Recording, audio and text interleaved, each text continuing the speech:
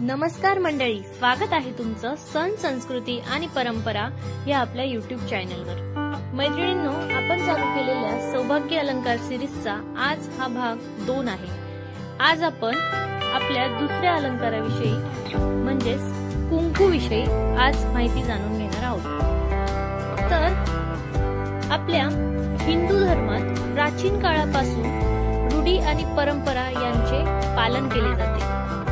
पूर्वजांकडून आलेल्या अशा अनेक प्रथा आहे की ज्याचे आज देखील पालन केले जाते आणि त्यामधलीच एक म्हणजे कपाळावर लावले जाणारे कुंकू आणि टिकली। हिंदू धर्मामध्ये लग्न झालेल्या स्त्रिया कुंकवाला खूप महत्त्व देतात। भारतात पतीच्या दीर्घ आयुष्यासाठी दररोज न चुकता नियमित कपाळावर कुंकू लावतात।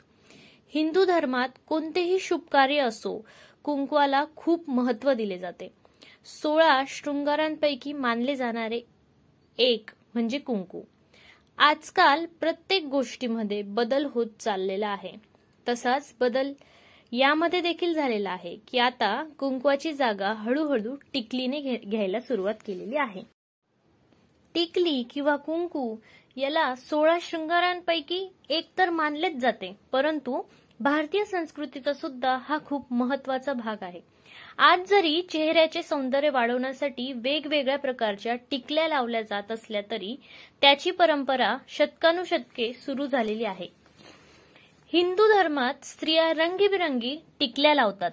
त्यातील एक रंग म्हणजे लाल। लाल रंगाची टिकली देवी लक्ष्मीशी संबंधित आहे। ज्योतिषशास्त्रात सुद्धा लाल रंग हा मंगळाचा कारक मानला जातो। त्यामुळे लाल टिकली लावणाऱ्या स्त्रियांच्या आयुष्यात आनंद असतो। महिला दोन्ही भुवयांच्या मध्यभागी टिकली लावतात। हे शरीराचे 6वे चक्र आहे, ज्याला आज्ञाचक्र, कपाळ चक्र किंवा तिसरा डोळा सुद्धा म्हणतात। या सर्व चक्रांचे वर्णन वेदामध्येही आढळते। टिकली लावल्याने आंतरिक ज्ञान वाढणाऱ्या शक्ती सुद्धा विकसित होतात। हिंदू धर्मात लग्नाच्या आधी स्त्रिया कपाळावर कुंकू किंवा टिकली लावतात व लग्न झाल्यानंतर कुंकवाने मांग भरतात। असं म्हटलं जातं की नवऱ्याने मांग भरल्यानंतर ते कुंकू जर स्त्रीच्या नाकावर पडले तर स्त्रीविषयी नवऱ्याचे प्रेम वाढते, दोघांमधील स्नेह वाढतो। मांग भरताना स्त्रियांनी अगदी मनोमत भरावी, कारण की जी स्त्री अगदी मध्यभागी मांग भरते किंवा कुंकू लावते तर तिच्या पतीला सुद्धा समाजात मान मिळतो, तो भाग्यशाली होतो। पण जर एखादी स्त्री मांग जर सरळ न भरता आडवी भरत असेल किंवा ती लपवून ठेवत असेल तर तिच्या पतीला सुद्धा समाजात मान सन्मान कमी मिळतो असे म्हटले जाते। तर आता कुंकू कधी आणि कसं लावायचं? सकाळी अंघोळ झाल्यानंतर उजव्या हाताच्या अनामिकेने कपाळावर कुंकू लावण्याचं फायद्याचं ठरतं। असं केल्यामुळे शरीरात कुंकवाची ताकद संचारत असते। आता जर कोणा दुसऱ्या व्यक्तीला कुंकू लावायचा असल्यास मध्यमेचा वापर करावा असं शास्त्र सल्ला देतं, कारण त्यांच्यातील वाईट शक्तीचा संचार आपल्या शरीरात बोटाच्या माध्यमातून होण्याची शक्यता असते। म्हणून अशा परिस्थितीत मध्यमा बोटाचं बळ थोपवून धरतं आणि आपल्या शरीराचं रक्षण करतं।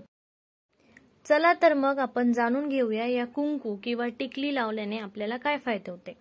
कुंकू लावण्याने ताण कमी होतो आणि डोकं शांत राहते। म्हणून लग्नानंतर कुंकू लावण्यामागचे कारण म्हणजे कुंकू लावण्याने रक्तसंचार हा सुधारतो, आपले मन शांत राहते आणि शांत राहण्यासाठी मन अधिक केंद्रित ठेवण्यासाठी सुद्धा टिकली लावली जाते। डोकेदुखी सुद्धा दूर होते आणि आपली एकाग्रता वाढते। कपाळाच्या मध्यभागी पायनल ग्रंथी असते, येथे टिळक किंवा टिकली लावल्यास ही ग्रंथी वेगाने काम करू लागते, त्यामुळे मन शांत राहते, कामात एकाग्रता वाढते आणि त्यामुळे राग आणि तणाव कमी होतो। टिकली लावण्याने आपल्या चेहऱ्यावरील सुरकुत्या सुद्धा कमी होतात। हो, टिकली लावण्याने चेहऱ्याचे स्नायू देखील सक्रिय होतात, त्यामुळे चेहऱ्यावरील रक्तभिसरणही वाढते, त्यामुळे तुमच्या चेहऱ्यावरील सुरकुत्या कमी होतात। खरं तर टिकली ज्या ठिकाणी लावली जाते तिथे सुप्राट्रोचिलर नर्व असते, ज्यावर दाब दिल्यास त्वचेच्या सुरकुत्या निघून जातात आणि आपला चेहरा तरुण राहतो.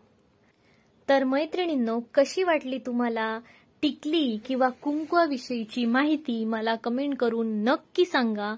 आणि जर व्हिडिओ आवडला असेल तर व्हिडिओला लाईक करा, शेअर करा आणि सबस्क्राईब करा. व्हिडिओ संपूर्ण पाहिल्याबद्दल तुमचे खूप खूप धन्यवाद. आणि आपण पुन्हा नव्याने भेटू एकाच अशा नवीन अलंकारासोबत. तोपर्यंत सर्वांना जय महाराष्ट्र.